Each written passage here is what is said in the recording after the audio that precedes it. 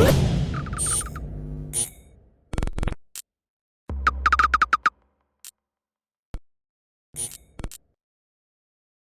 is Andi Purewal for Boxing Social in association with Betfred, and I'm delighted to be joined by 4-division world champion Mikey Garcia here in Fresno. Mikey, as always, first and foremost, how are you?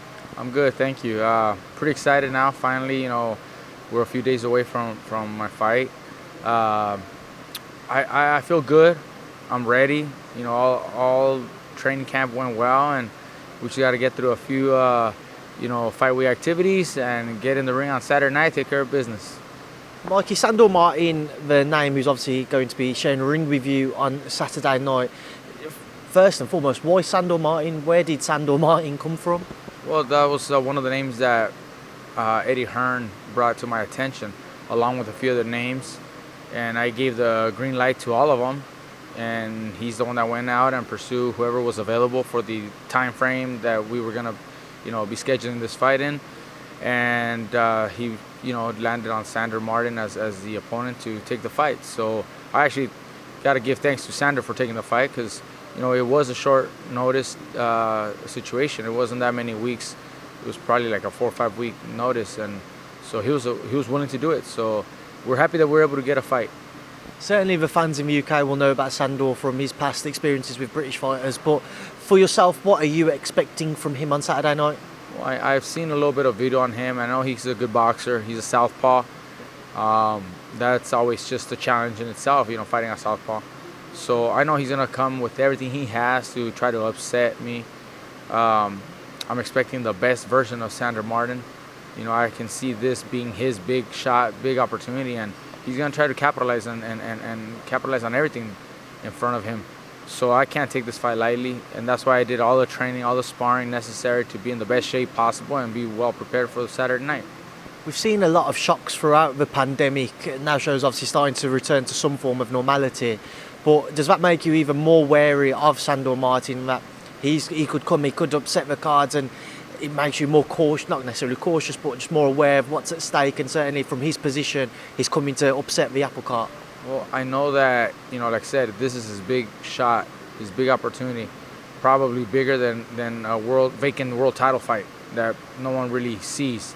All eyes are on him now, on this fight. So he's going to try to take advantage. This is what he's been waiting for.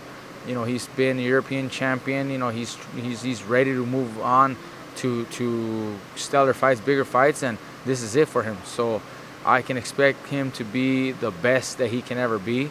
But that's why I'm also well prepared. I'm also the very best that I can be. I did not take this fight lightly. I know he's a tricky southpaw. He can box. He's got good skills. For the general public out here, maybe they don't know enough about him, but that's what he's trying to do: prove everybody who he really is.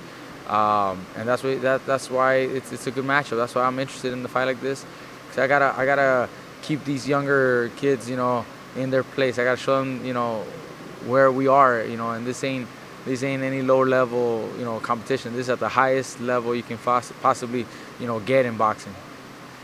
Mikey, there was one other name which a lot of fans were excited to have potentially seen about between yourself and him, and that's Regis Prograis. Can you just let us know as to why a deal couldn't be struck there? Well, the time frame needed to prepare and promote a fight of that was not available with the scheduling of the zone and matchroom.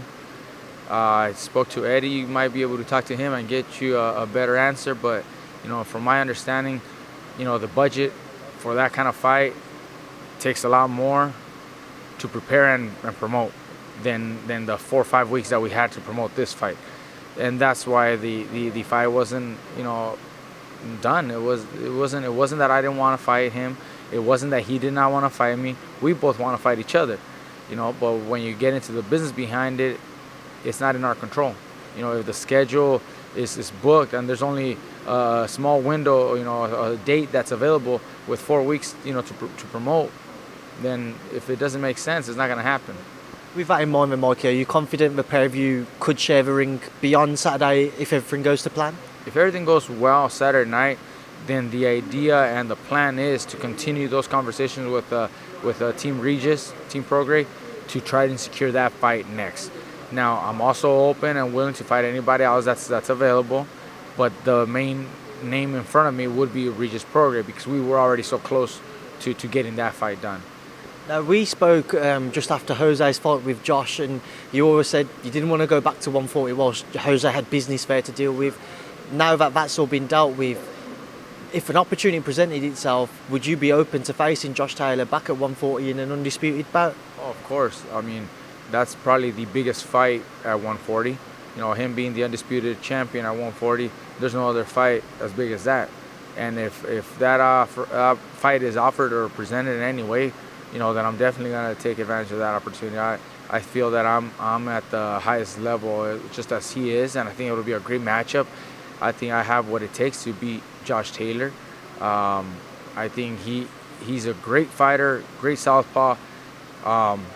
So why wouldn't I take on the biggest fight, you know, at that time? At this time, I think the fans would really enjoy that kind of fight, and I would love that fight. So if that fight is in any way, you know, presented to me, I'm definitely taking that.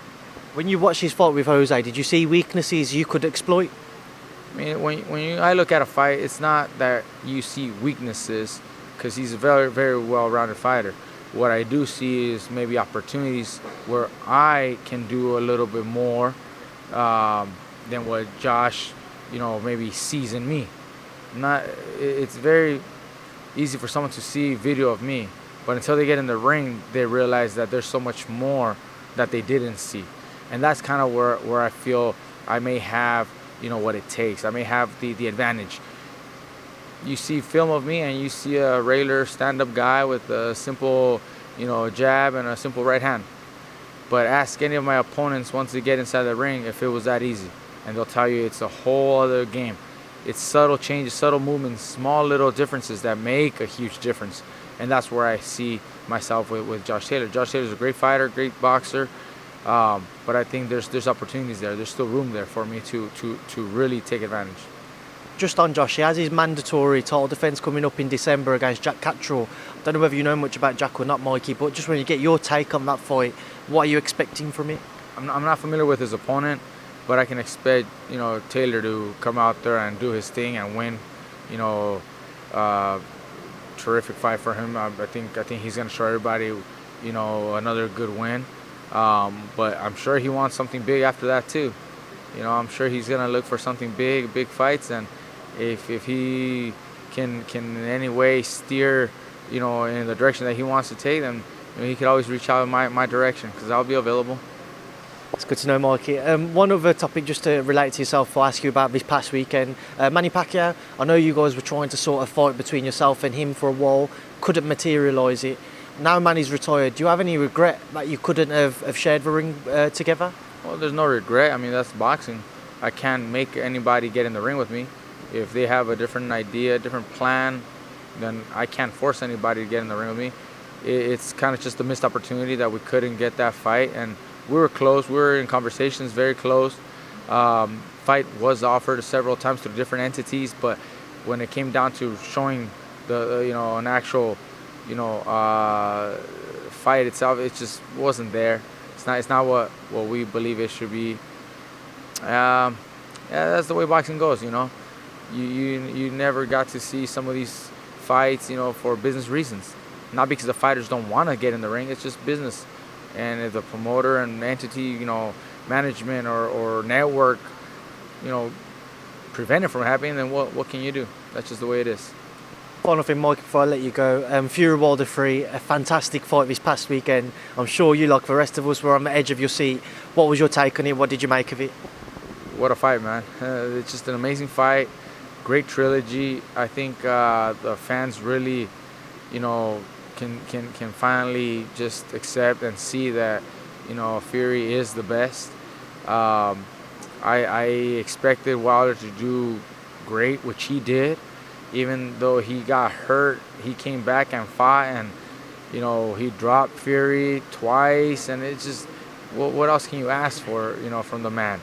He did everything, but in the end, Fury's the better fighter, better boxer, and got the stoppage. And, you know, big congrats to Fury. You know, he proved to everybody who he is and who the better man really is. And you know, I was excited to finally, you know, see the matchup again, and I mean, what else can you say? It was a terrific matchup. Was he better than what you thought it could have ever been, especially given how good the first two bouts were? I did think this was a much better fight. I was not happy with the second fight. I always felt that maybe there was something else, maybe something wrong with Wilder. Maybe he had, a bad training camp. Maybe he was sick. The number of variables could have happened that led to his poor performance on that second fight. But on this third matchup, it was more than anybody could have expected. Well, Mikey, we'll leave that there now. I appreciate your time today. Thank you for speaking to me and Boxing Social. You're welcome. Thank you. Appreciate it.